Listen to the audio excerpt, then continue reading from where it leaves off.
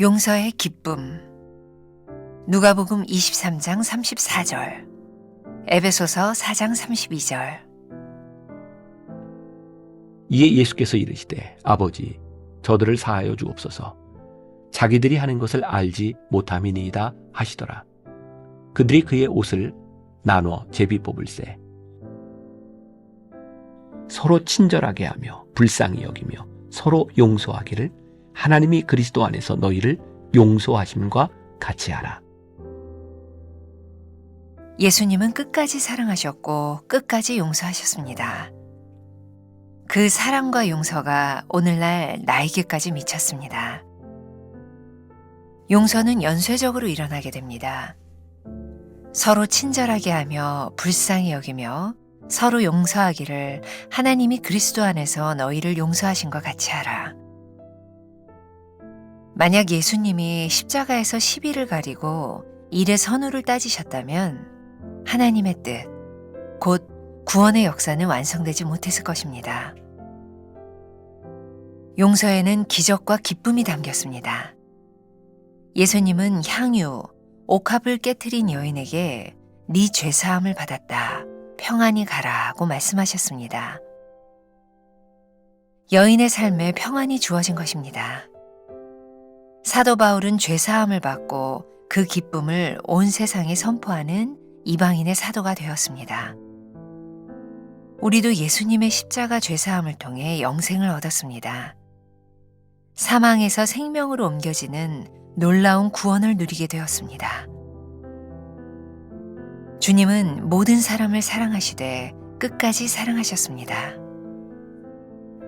자신을 배신할 가룟 유다도 베드로도 사랑하셨습니다. 베드로는 통곡하며 돌이켰지만 가룟 유다는 스스로 목숨을 끊었습니다. 하나님의 사랑에 어떻게 반응할지는 각자의 몫입니다. 하나님의 용서가 완결되지 않았다면 그것은 전적으로 죄인의 문제입니다. 어떠한 죄인이라도 주홍같이 붉은 죄를 자백하고 주께 돌이키면 용서와 구원을 누릴 수 있습니다. 많은 사람이 사랑과 용서를 원합니다. 필립 얀시의 책에 나오는 이야기입니다.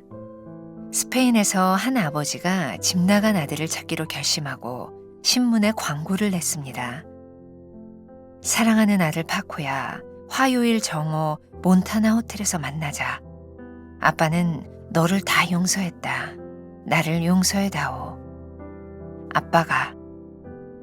그날 호텔에는 무려 800명의 파코가 나와서 저마다 아버지를 기다리고 있었다고 합니다. 오직 사랑만이 비난과 고통의 악순환과 비은혜의 사슬을 끊을 수 있습니다. 나는 용서의 기쁨을 누리고 있습니까? 하나님의 끝없는 사랑에 진정한 회개로 나아갑니까? 서로를 비난하는 악순환을 끊고 용서의 자리로 먼저 나아갑니까? 오늘은 4월 4일입니다. 용서의 기쁨이라는 제목입니다. 벌써 용서에 대한 말씀을 3일째 이어가고 있습니다. 무슨 의미일까요? 그만큼 힘들다는 거죠. 그만큼 중요하다는 거죠. 자, 오늘 이렇게 말씀을 시작하면서 어떤 원로 목사님이 이렇게 대담한 내용 중에 나오는 글인데 한번 제가 읽어드리면서 오늘 묵상을 시작하려고 합니다. 용서란 할 수 있는 여유를 가지고 하는 것이 아닙니다. 오히려 할 수 없는 상태에서 하는 것이 용서입니다. 항복이란 원하지 않는 것을 포기하는 것이 아닙니다. 오히려 당신이 그렇게 원하던 것을 포기하는 것입니다. 승리란 마지막 목표의 길에 도달하는 것이 아닙니다. 오히려 목표를 향해 반대편과 싸워 나아가는 것입니다. 신뢰란 남을 따라 불빛이 있는 곳으로 가는 것이 아닙니다. 오히려 얻은 골짜기라도 신뢰의 대상을 믿고 따라가는 것입니다. 사랑이란 남들이 줄 때 주는 것이 아닙니다. 오히려 남들이 주지 않을 때 주는 것입니다. 그러고 보니까 우리가 신앙생활에서 많이 듣고 또 우리들에게 많은 결단을 요구하는 단어인 용서와 항복과 승리, 신뢰, 이 사랑이라고 하는 단어들이 그렇게 쉽지 않습니다. 그런데 이 쉽지 않은 이 모든 일들의 결과들이 우리들에게 기쁨을 가져다 줍니다. 자, 용서가 참 힘든 일이기는 한데 그 용서의 결과는 기쁨이라고 하는 것. 또 그래서 예수님은 우리들에게 용서와 사랑에 대하여 말씀하시면서 예수님께서는 우리를 사랑하시되 끝까지 사랑하셨다. 그리고 우리를 용서하실 때 끝까지 용서하셨다라고 되어 있어요. 자, 한번 생각해 보세요. 저도 사실 이렇게 준비한 원고는 아닌데 이 이야기를 하면서 갑자기 그런 생각이 들어요. 내가 누군가를 사랑했어요. 그 사랑의 열매와 그 사랑의 기쁨은 언제 우리들에게 느껴질까요? 중간에 포기한 사람에게는 절대로 사랑의 기쁨과 사랑의 열매는 존재하지 않습니다. 끝까지 사랑해야 사랑의 열매를 맺습니다. 용서, 내가 그렇게 무지무지 애썼는데 그 어려운 용서를 시작했는데 어느 시점에 우리들이 용서를 포기해버리면 지금까지 우리들이 했던 용서는 흔적도 없이 다 사라져버려요. 그렇죠? 끝까지 용서할 때 용서의 역사가 일어나는 것입니다. 그래서 예수님이 끝까지 사랑하셨다. 이 끝까지 용서하셨다라는 말이 이게 참 귀한 말이구나. 그러니까 오늘도 이 말씀을 묵상하면서 여러분들 가운데 혹시 내가 이쯤 됐으면 됐어. 더 이상은 못해. 포기하고 싶은 마음이 들었던 여러분들에게 오늘 새로운 출발점이 될 수도 있겠다. 끝까지 사랑하고 끝까지 용서하는 것. 자, 두 번째 문단에 보니까 용서에는 기적과 기쁨이 담겼습니다. 이것도 너무나 분명한 거예요. 참 힘들지만 용서하는 순간에 기쁨의 눈물, 감격의 눈물이 있어요. 여러분들 묵상 집에는 누가복음 7장의 이야기가 나와 있죠. 예수님께서 향유 옥합을 깨뜨린 한 여인, 그 여인을 용납하시는 장면이 나와요. 내 죄사함을 받았다. 평안히 가라. 그렇구나. 용서가 이루어지는 순간에 우리들에게 평안이 찾아오는구나. 어제 말씀에 이 용서라고 하는 것은 쌍방에 대한 문제, 일방적이지 않다고 이야기를 했어요. 또 가만히 생각해 보니까 용서할 때 나에게 찾아오는 평안이 있고 용서를 받는 사람에게 찾아오는 평안이 있어요. 또 용서를 받는 사람에게 주는 기쁨과 더불어서 그 기쁨을 바라보는 나의 기쁨이 있어요. 참 힘들기는 한데 이 용서는 기적과 기쁨을 낳는 일이구나. 이게 생명으로 인도하는 일이구나. 라는 것을 또 깨닫게 되죠. 예수님께서는 십자가에 달리시고 부활하신 후에 끝까지 사랑하는 것이 어떤 것인지를 보여주셨어요. 우리가 참 쉽게 보고 받아들이고 알고 있는 말씀, 요한복음 21장에 십자가에 달리시는 예수님을 배신하고 떠나갔던 제자들, 특히 베드로와 그의 형제들을 예수님께서 부활하신 후에 찾아가신 장면이 나오죠.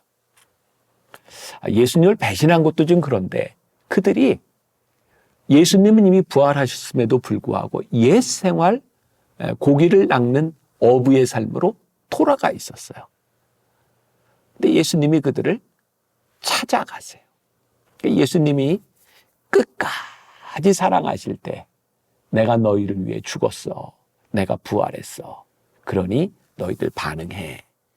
그리고 일방적으로 그냥 그들의 반응을 기다리셨던 예수님이 아니라 예수님께서 그들의 삶에 찾아가셨어요.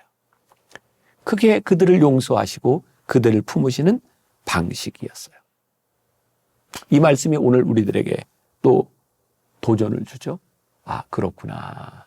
이 사순절에 예수님의 십자가를 묵상하는 이 기간에 참 힘든 거를 우리들에게 요구하고 계시는구나. 근데 그게 예수님의 사랑이었구나. 자, 나는 용서했어. That's it. 이것으로 끝났어. 라고 하는 것이 아니라 끝까지 찾아가는 그 자리에서 용서의 기쁨과 기적을 우리들이 만나게 될 수 있다는 거죠. 자, 여러분들 그 묵상집에 보면 우리가 잘 아는 너무나 유명한 이야기가 나와요. 필립 얀시의 책에 나오는 이야기죠. 파코라고 하는 아들, 그 아들을 찾기로 결심한 한 아버지가 신문 광고를 내죠. 사랑하는 아들 파코야, 화요일 정오 몬타나 호텔에서 만나자. 아빠는 너를 다 용서했다. 나를 용서해야 돼요, 아빠가. 그리고 그 책에 보면 그 호텔에 무려 800여 명의 파코가 나와서 아버지를 기다리고 있었다 그래요. 모르긴 해도 이 파코라고 하는 이름이 굉장히 스페인에서 흔한 이름이라는 의미 같아요. 내가 누구를 용서한다. 우리는 내가 용서하는 나에게 초점을 많이 맞췄는데 사실은 용서받고 싶어 하는 사람이 참 많구나. 그 용서의 기적과 용서의 기쁨이 있는 거죠. 김장한 목사님이 쓰신 책 큐티 365에 나오는 이야기인데 굉장히 의미 있어요. 아프리카의 어떤 한 부족의 이야기입니다. 이 부족에게는 용서의 주간이 있대요. 이 부족 이외에는 어떤 나라에도 그런 풍습은 존재하지 않는다 그래요. 그 책에 보면 이 용서의 주간은 어떤 일정한 날짜가 정해져 있지 않대요. 그냥 어떤 화창한 날, 아주 좋은 날, 사람들이 용서하기로 결심한 그 주간이 용서의 주간이라는 거예요. 우리가 누구를 용서한다. 우리들은 이런 생각을 해요. 어떤 이유, 반응. 어떻게 보면 우리 안에는 용서하지 않을 구실을 찾고 있는지 모르겠어요. 그러니까 우리들이 하기 힘든 용서에 대한 핑곗거리들을 만들어내고 있는 거죠.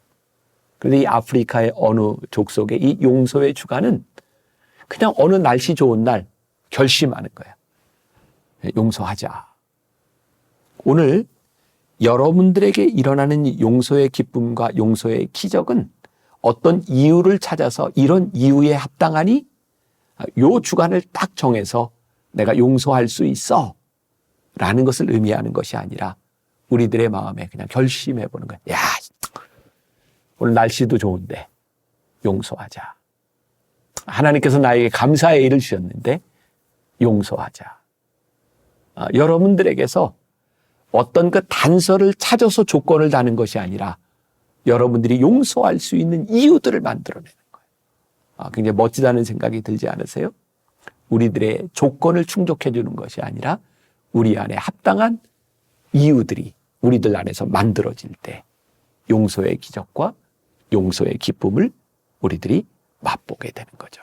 자, 오늘 우리들이 기억해야 될 것. 예수님께서 우리를 사랑하시되 끝까지 사랑하셨고 우리를 용서하시되 끝까지 용서하셨고 이 용서와 사랑이 우리들의 삶의 기적과 기쁨을 만들어낼 수 있다면 오늘 십자가를 믿고 살아가는 우리 크리스찬들의 아이덴티티, 십자가를 믿는 우리들에게서도 오늘 이 기쁨과 기적이 일어날 수 있지 않겠습니까? 오늘 그러한 하루, 아프리카 사람들이 그러했듯이 오늘은 용서하는 날이야.